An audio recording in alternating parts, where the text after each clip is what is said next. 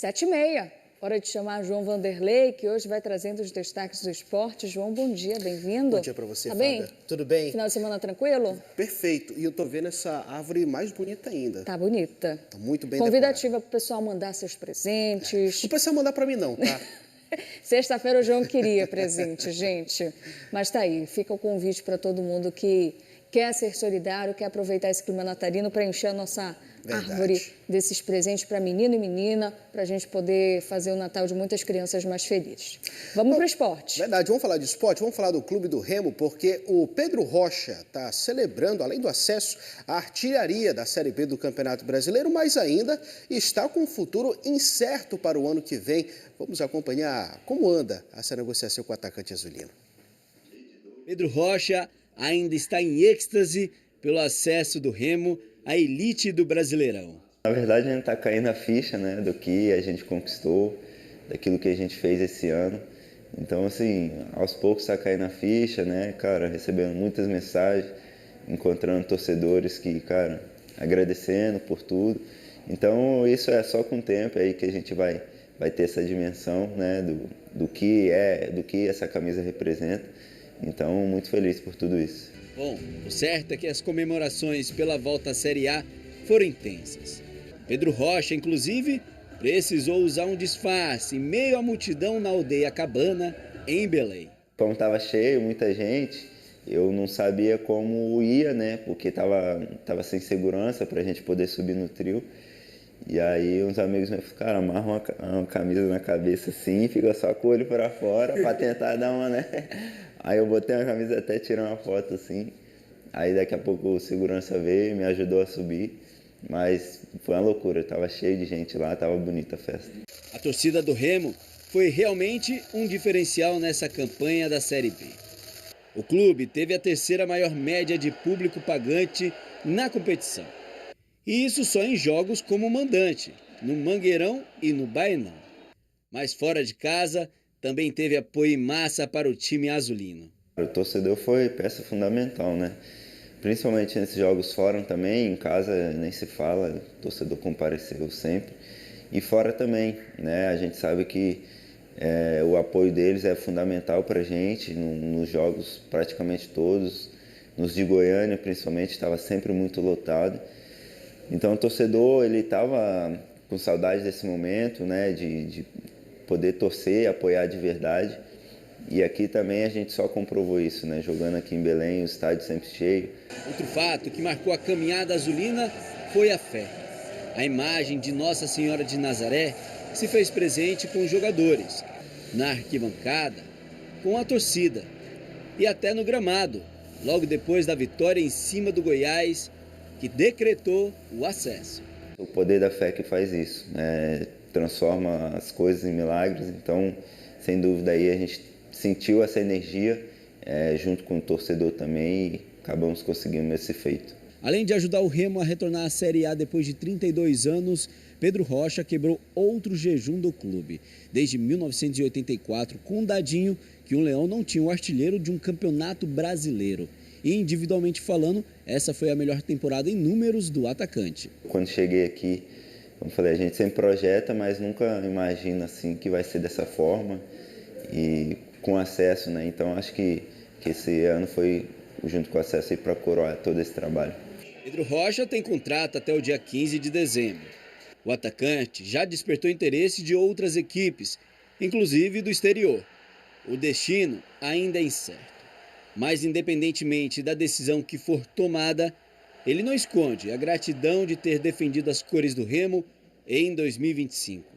Ainda não tem nada definido, meu contrato se encerra agora, mas a gente ainda não teve tempo, né, de sentar para conversar e definir se realmente eu fico ou se eu não fico. Mas o carinho, a gratidão e o respeito sempre vai existir.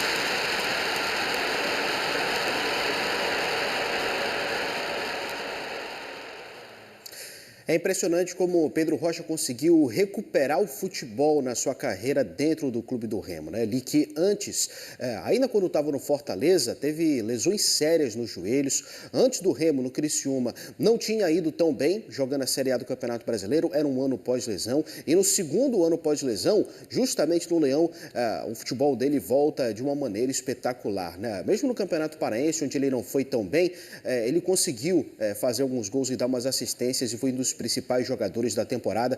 Pelo menos no meu ranking ali de importância dos jogadores do Remo nesse ano, está Marcelo Rangel em primeiro, porque sem ele o Remo não conseguiria nem metade dos pontos que conseguiu. E em segundo, é claro, está o Pedro Rocha pelos gols e pelas assistências que deu nessa temporada. Ele que foi bastante versátil, jogou do lado do campo, jogou como falso 9, jogou até de centroavante e conseguiu aí ajudar o Remo a subir para a Série A.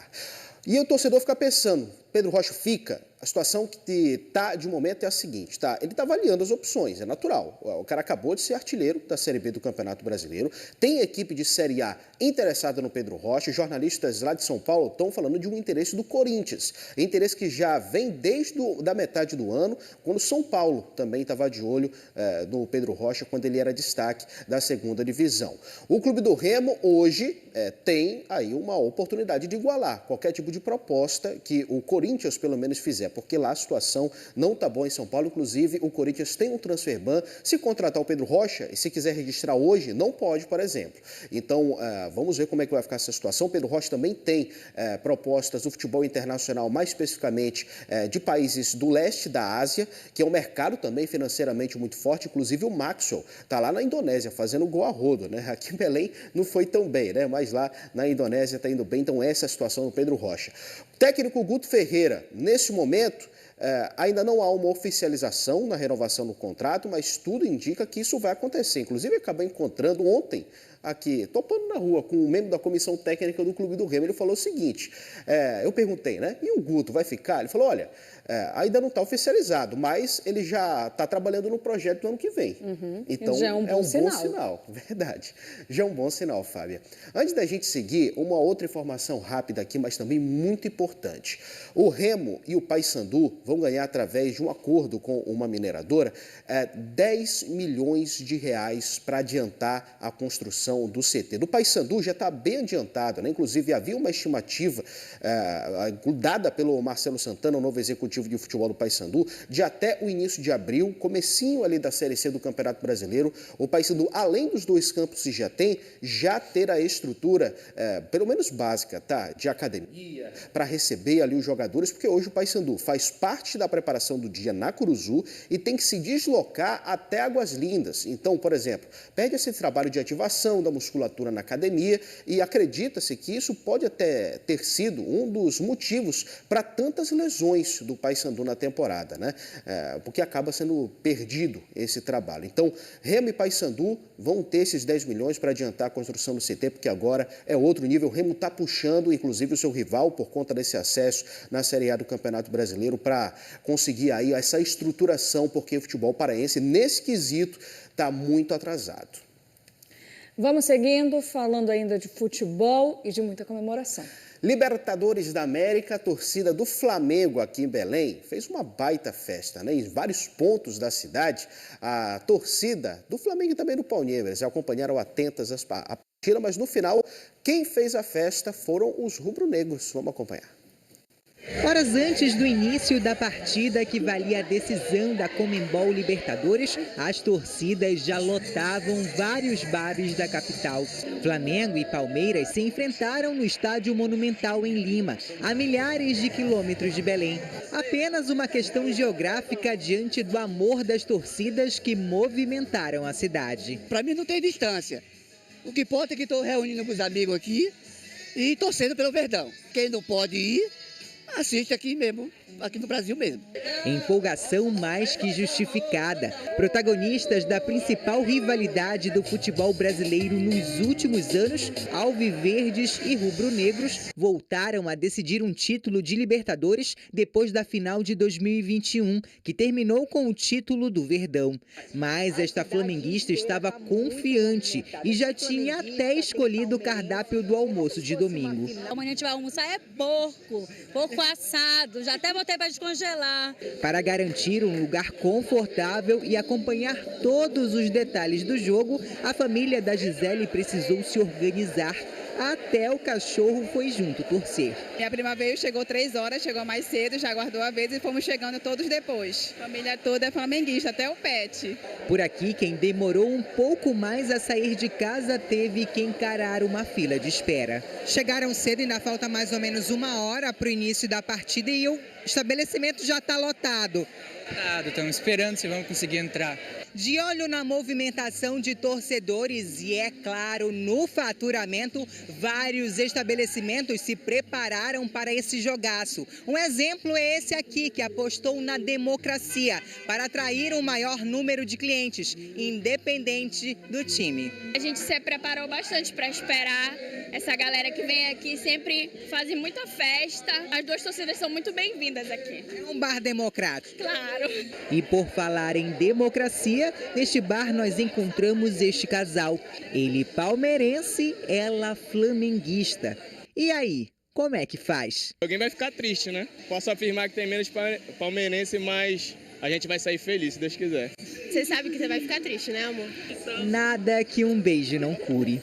Já na Aldeia Cabana, centenas de pessoas acompanharam todos os lances da partida em um telão montado em plena Avenida do Samba. Como fica o coração num momento como esse? Rapaz, a palma a gente negocinho, viu? Também não.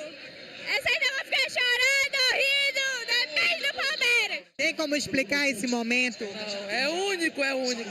Só quem torce pro Flamengo sabe essa sensação. Tá aí a torcida acompanhando, né? E feliz por conta do Flamengo, que agora é o brasileiro com o maior número de títulos da Copa Libertadores, né? Agora são 4. Na Libertadores agora não tem maior nesse número do que o Flamengo.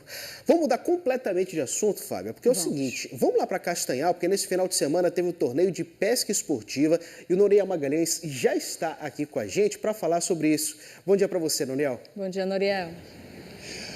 Olá, bom dia para vocês todos, bom dia para quem acompanha o Bom Dia Pará. É isso mesmo, no fim de semana um torneio de pesca esportiva foi a grande atração aqui no Nordeste do estado, no município de Magalhães Barata. Vamos ver. A paisagem explica por que a vila se chama Boa Vista. Composta por uma vasta área de mangue, a comunidade também recebe água do oceano. Os moradores gostam de ficar ali na sombra, observando os encantos do lugar. Na Vila de Pescadores, o primeiro torneio de pesca esportiva reuniu um grande número de profissionais da atividade.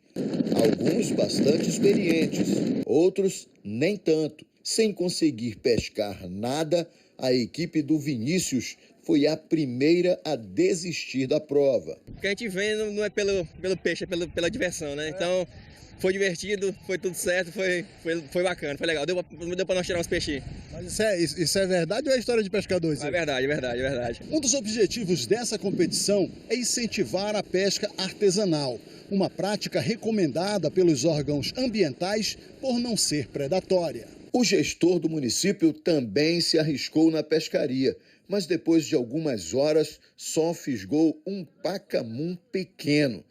Mas o objetivo foi alcançado. Nós estamos fazendo esse evento para fomentar o turismo no nosso município, né? Então essa é a ideia, entendeu? Nós temos um potencial muito grande no turismo do nosso município e esse primeiro evento aqui de pesca esportiva, artesanal, é um projeto piloto que eu tenho certeza que vai dar certo aí no futuro. As águas agitadas, o vento, a localização das embarcações, tudo dificultava a vida dos pescadores. A missão era achar os cardumes de peixes, cada um com sua estratégia. Alguns ficavam mais próximos da margem, outros preferiam lugares mais distantes. Os pescadores precisam ficar atentos, em silêncio e principalmente saber esperar. E haja paciência.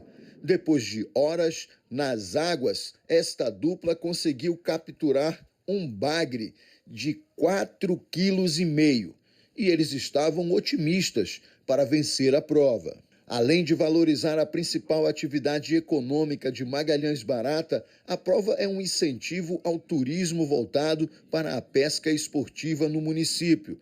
Difícil foi encontrar o momento certo para jogar o anzol. Para quem achou que não vale a pena pescar em Boa Vista, olha só o tamanho da pescada amarela que o Pedro pescou. O animal pesou 9 quilos, o maior do dia. Mas o vencedor foi o Edson, que pesca desde a infância. E não é história de pescador. Esse aqui deu trabalho pra gente embarcar ela, tá? Foi no ferrador aí que nós...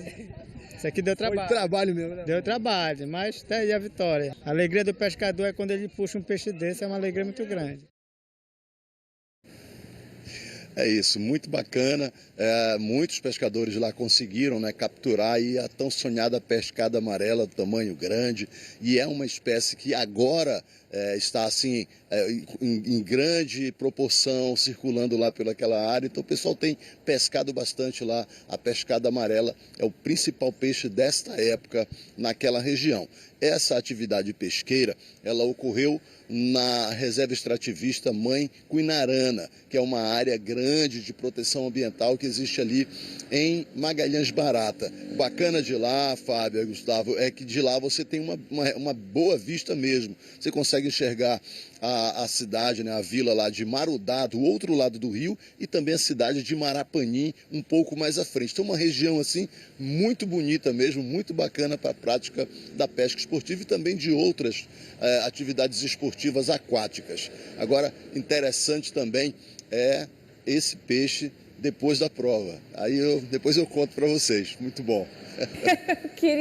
Eu queria saber, depois dessa prova, que é a prova esportiva, tem a prova que é a prova do paladar.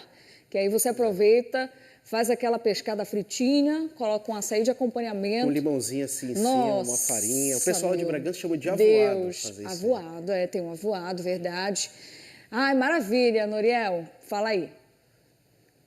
Olha, tem mais um detalhe importante dessa competição, é que por se tratar de pesca esportiva e por estar em uma região de proteção ambiental, fomentar a pesca de anzol é muito válida. Por quê? Porque a rede, ela arrasta muitos peixes pequenos, então por isso pode causar aí um dano ambiental.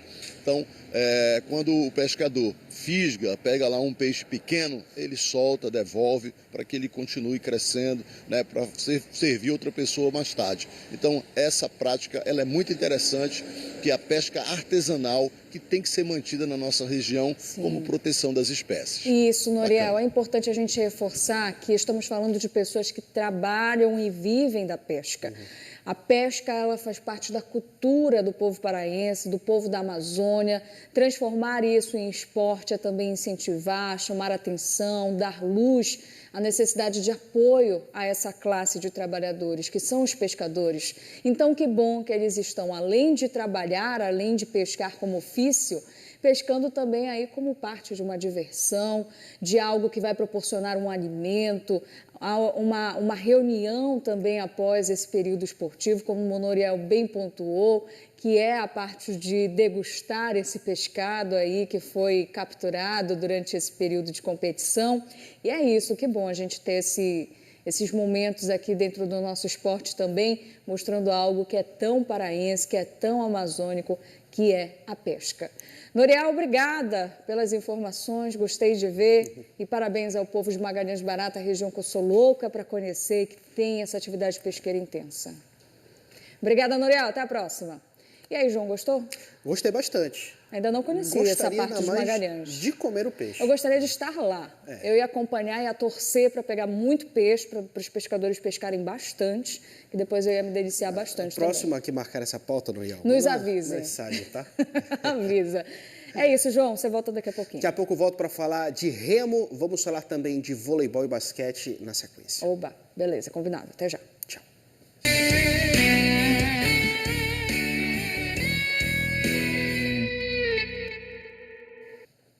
8h18, segundo tempo do esporte. João Vanderlei já por aqui e a gente já começa falando do Leão. É isso mesmo, Fábia, de volta com o esporte para falar sobre essa questão do remo, né? Envolvendo o Pedro Rocha. A gente acompanhou ainda há pouco, né? Uma matéria especial com ele, mostrando os números, como ele foi importante para essa artilharia do Campeonato Brasileiro da Série B. E para você que está acompanhando agora, acabou de acordar, tá ligando aí no Bom Dia Pará, a situação é a seguinte, tá? Pedro Rocha ainda está negociando com o Clube do Remo e também está de olho em propostas de outros clubes. O presidente Tonião, inclusive, disse em vários veículos de comunicação durante essa semana de que há uma intenção do jogador de ficar. Porque é o seguinte, o Pedro Rocha é um cara que voltou de lesão, uma lesão muito séria no joelho que ele teve ainda lá durante Fortaleza. No primeiro ano pós-lesão, ele no Criciúma não foi muito bem lá na Série A do Campeonato Brasileiro, fez poucos jogos e no Remo ele completamente reencontrou o seu futebol, né? Artilheiro da Série B com 15 gols marcados, né? Subindo um pouco o sarrafo da segunda divisão nesse quesito em relação ao ano anterior, onde o Eric Pulga acabou sendo titular com 13 e artilheiro com 13 gols. Portanto, aí o Pedro Rocha no Clube do Remo, ele não precisa conquistar o espaço com o torcedor e também com o time, porque ele já se provou bastante. A intenção do jogador, e ele já falou sobre isso também em algumas entrevistas durante essa semana, é de jogar em um clube grande também do eixo sul-sudeste. Então, há uma avaliação do Corinthians nesse momento. O Corinthians está interessado no Pedro Rocha, só que ele não está, o Corinthians não está podendo contratar e registrar jogadores por conta do transfer ban que está atingindo a equipe paulista. A negociação com o Remo está seguindo e pode ser que termine com um final feliz para os azulinos em breve. Falando do Paysandu, meus amigos, tem uma notícia sobre o analista de desempenho do Papão, né? O Cauê Azevedo, ele não vai ficar. Ele foi um dos responsáveis, né, junto com o Frontini, por reformular o Paysandu na luta contra o rebaixamento nessa temporada. Ajudou a trazer jogadores como o Garcês, também o Diogo Oliveira, e ele não entrou em acordo, né, com o Paysandu. Houve uma negociação, mas os valores não encaixaram, portanto, Cauê Azevedo vai agora para o Guarani e será um adversário direto do Paysandu na Série C do Campeonato Brasileiro. Vamos agora falar de remo, da regata, né? Porque o Campeonato Paraense de Remo terminou ontem com o Paysandu garantindo o título da competição e também teve muita gente fazendo a festa ontem lá no Ver o Rio. Vamos ver. Domingo de manhã, sol e pé na areia. A margem da Baía do Guajará era o cenário perfeito para apreciar o esporte. Eu acho o esporte do remo, eu acho elegante, aquilo uma beleza. É dos esportes mais bonitos que tem, é o regato, né? O seu Osmar é torcedor do Paysandu e, junto da esposa, viu o Clube do Coração dominar o Campeonato Paraense de Remo.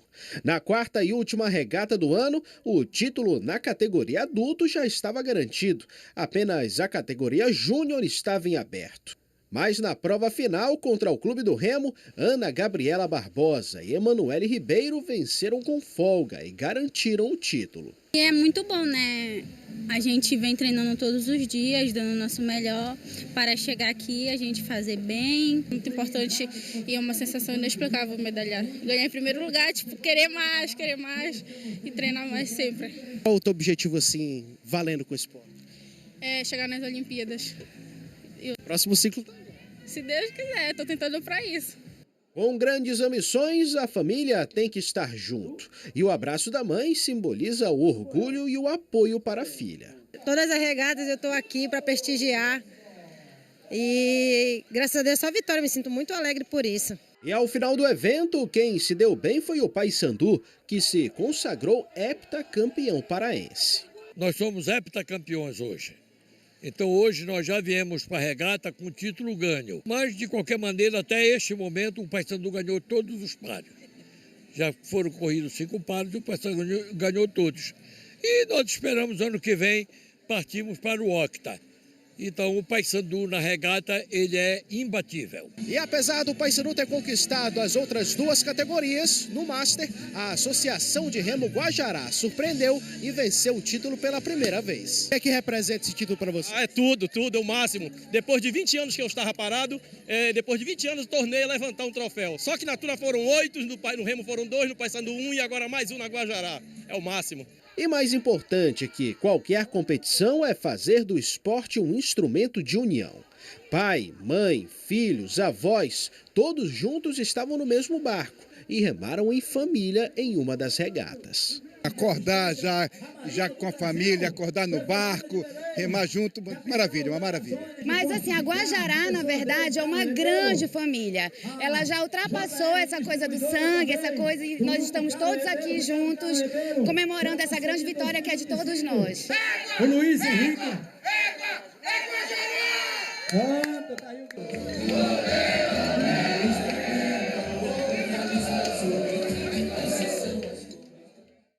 Tá aí, portanto, festa do Paysandu campeão no adulto e também no júnior e a galera da Guajará campeã no Master do Campeonato Paraense de Remo.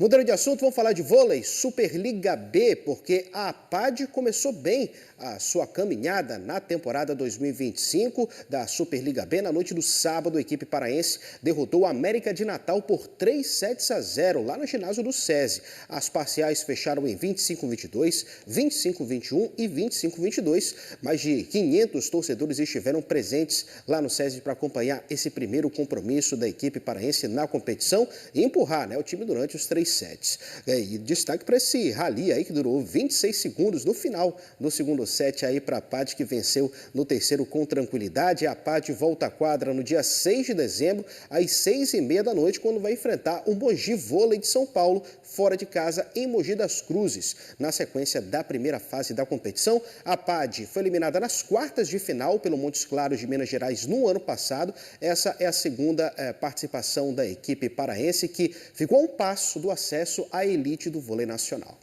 João, prazer ter você aqui, volte sempre. Obrigado, Fábio, tamo junto. Até a próxima. Bom, agora 8h25. João, vou trocar contigo. Você quer cortar Valeu, a câmera? obrigada. Até a próxima.